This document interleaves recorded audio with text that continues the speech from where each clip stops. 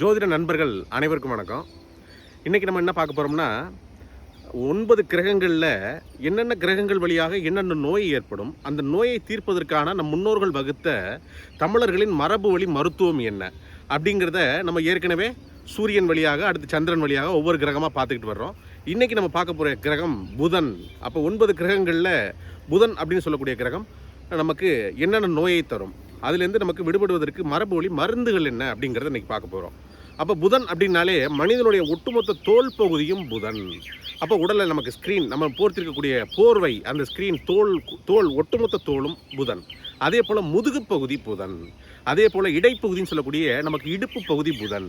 அதே போல் புதன் அப்படின்னாலே கேட்டல், பார்த்தல், பேசுதல், இதன் இயக்கக்கூடிய மூலம் புதன்.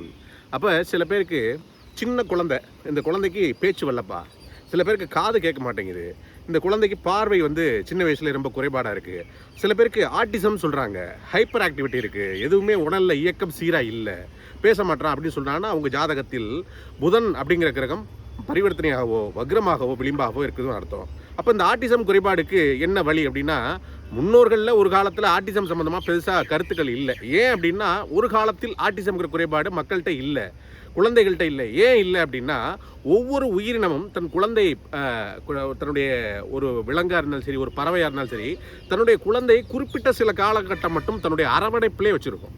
அது ஏன் வச்சிருக்கு அப்படின்னா, வாழ்க்கை முறையை, வெளி உலகத்தை அதுக்கு அறிவிப்பதற்காக, தெரிவிப்பதற்காக குறிப்பிட்ட சில காலகட்டம் அதை வச்சிருக்கும். அதுக்கப்புறம் பார்த்தா தன் தாயை விட்டு அந்த பறவைகள் பிரிந்து போகும், தன்னிச்சையாக வாழ தொங்கும். அதே போல் விலங்குகளும் அதே போல தான். ஆனால் மனிதன் மட்டும்தான் நீண்ட காலமாக குடும்பம் அப்படிங்கிற ஒரு கட்டுப்பாடு, ஒரு ஓர்மையில் நீண்ட காலமாக தாய் தந்தை அப்படிங்கிற ஒரு கட்டுப்பாடுகளோடு வாழ்ந்துக்கிட்டு இருக்கான். அதில் அன்பு அப்படிங்கிறது, பிணைப்பு அப்படிங்கிறது தாய்கிட்ட குறிப்பிட்ட சில காலகட்டம் விலங்குகளுக்கு, பறவைகளுக்கு இருப்பது போல ஒவ்வொரு மனிதனுக்கும் இருக்கணும். அப்போ நம்ம என்ன செய்கிறோம், இந்த நகர வாழ்க்கையில் இந்த பெற்ற குழந்தைகளை சின்ன வயசுலேயே விட்டுட்டு நம்ம வேலைக்கு போகிறோம். அப்போ பிறர், அப்போ யாருன்னா நம்ம பக்கத்து வீட்டுக்காரங்க வேலைக்கு வைக்கிறோம், அல்லது தெரியாதவர்கள்ட்ட கொடுத்துட்டு போகிறோம். அப்போ இளமை காலகட்டம் அந்த அரவணைப்பு குழந்தைக்கு தவறும் போது தான் இங்கே ஆட்டிசம் ப்ராப்ளம் வருது. இன்றைக்கி தமிழகத்தில் மட்டும் ஏன் இந்த ஆட்டிசம் ப்ராப்ளம் அதிகமாக இருக்கிறதுக்கு காரணம் என்றால், தாய் தன் குழந்தையை அரவணைப்பிலிருந்து விடுபட்டு வெளியில் போவது தான் காரணம்.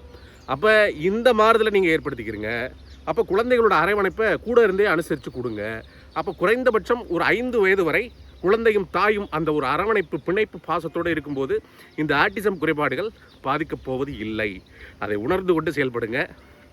இப்போ புதனுடைய அடுத்த கட்ட பிரச்சனை நமக்கு தோல் பிரச்சனை. அப்போ சில பேருக்கு தேமல் இருக்கும், தழும்பு இருக்கும், ஸ்கின் ப்ராப்ளம், அலர்ஜி, ஒவ்வாமைகள் வந்துக்கிட்டே இருக்கும், ரிப்பீட்டடாக இருக்கும். நானும் என்னென்னமோ ட்ரீட்மெண்ட் பண்ணுறேன், அலோபதி போகிறேன், பல வழி மருந்துகள் எடுத்து பார்த்துட்டேன், இந்த ஸ்கின் ப்ராப்ளம் சரியாகவே இல்லை, தொடர்ச்சியாக இருக்குது அப்படின்னா, நமது முன்னோர்கள் சொன்ன மிகச்சிறந்த மருந்து திருநீற்று பச்சிலை. இந்த படத்தை பாருங்கள்.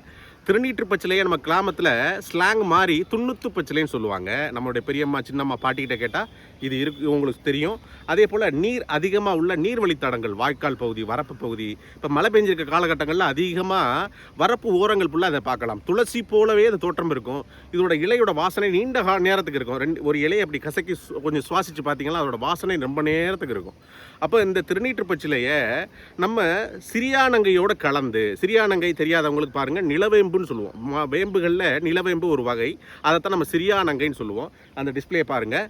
அப்போ இந்த சிறியானங்கை, திருநீற்று பச்சிலை ஒரு கைப்பிடினா அதோட பாதி அளவு சிறியானங்கை, இது ரெண்டையும் நல்லா மைய அரைச்சி உடல் முழுவதும் பூசி குளிக்கணும். அப்போ பூசி குளித்தாலே இந்த ஸ்கின் ப்ராப்ளம், நமக்கு தோல் சம்மந்தமான அலர்ஜிகள் உங்களை விட்டு நிரந்தரமாக விலகி போகும். உடம்புல ஸ்கின் ப்ராப்ளத்தில் 2 வகை இருக்குது. சில பேருக்கு புண்ணாகி போயிடும், அந்த இடத்துல ரத்தம் வர்றது, சீல் வர்றது, காயங்களாக இருக்கிறது. அப்படி இருக்கும்போது இந்த திருநீற்று பச்சிலையை பூசக்கூடாது, அது மேன்மேலும் அந்த தொந்தரவு அதிகரிச்சுட்டு போயிடும். அப்போ எனக்கு ஸ்கின் ப்ராப்ளம், அரிப்பு, தடிப்பு, அதை தாண்டி எனக்கு அது காயமாகவே மாறிடுச்சு, அப்போ எனக்கு புண்ணாக மாறிடுச்சு அப்படின்னா நீங்கள் என்ன செய்யணும், இதே திருநீற்று பச்சிலையும் சிறியானங்கையும் நீரில் போட்டு கொதிக்க வைக்கணும். அப்போ அதை பாருங்கள், இது போல் கொதிக்க வைத்து பருத்தி துணி, அப்போ இலகுவான பருத்தி துணியை கட் பண்ணி ஒரு 10 பீஸ் அந்த தண்ணியில் போட்டு ஊற வைக்கணும். அப்போ அந்த கொதிச்ச அந்த சாறு அந்த துணியில் கலந்து வரும். அதை அப்படியே நம்ம ஒத்தி எடுக்கணும். ஒத்தடம் கொடுப்பது போல் ஒத்தி எடுக்கணும். இந்த ஒத்தி எடுக்கும் முறை மூலமாக அப்போ கெதிச்சு போன, புண்ணாக மாறி போன அந்த தோல் பகுதி விரைவாக குணமாகுவதை நீங்கள் பார்ப்பீங்க. இதை கவனத்தில் எடுத்துக்கொண்டு நீங்கள் இந்த நோயிலிருந்து விடுபடுவதற்கு என்னுடைய வாழ்த்துக்களை தெரிவித்துக் கொள்கிறேன். அதே போல் புதன் அப்படின்னாலே தோல் பகுதி மட்டும் இல்லாமல் ஒட்டுமொத்த நரம்பு பகுதியும் புதன். அப்போ நரம்பு சம்பந்தமான உபாதைகள் வருது. இப்போ நிறைய பேர் நான் லேப்டாப்பில் ஒர்க் பண்ணுறேன், டெய்லராக இருக்கேன், பியூட்டிஷியனாக இருக்கேன், நான் உட்கார்ந்து பார்க்குற வேலைகள், எப்போவும் லாங் டேர்மாக நீங்கள் உட்காந்துட்டே இருக்கிறது. இப்படி இருக்கும்போது என்ன செய்யுதுன்னா, நிறைய பேருக்கு பர்மனாக இருக்கவங்களுக்கு அந்த வெரிகோஸ் வெயின் சொல்லுவோம், நரம்பு சுருள் நோய். டிஸ்பிளேயில் பாருங்கள், இந்த நரம்பு சுருள் நோய் நமக்கு வர்றதுக்கு காரணம் இந்த உடல் இயக்கம் சீராக இல்லாமல் இருக்கிறதுக்கு தான். அப்போ இதுலேருந்து விடுபடுவதற்கு முன்னோர்கள் சொன்ன மருத்துவ முறைகள் 2 இருக்குது. ஒன்று நம்ம டிஸ்பிளேயில் பாருங்கள், மருதாணி. மருதாணி நம்ம எல்லார் வீட்லேயுமே இருக்குது. அப்போ ரொம்ப எளிமையாக கிடைக்கக்கூடிய பொருள்.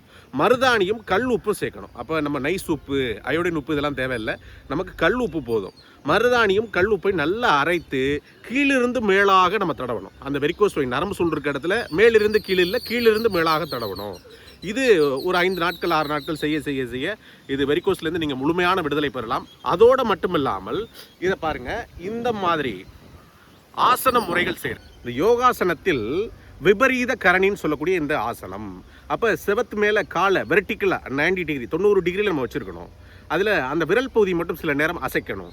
அப்போ இந்த ஆசனங்களை தொடர்ந்து செய்யும்போது ரத்த ஓட்டம் மேலிருந்து கீழாக வரும்.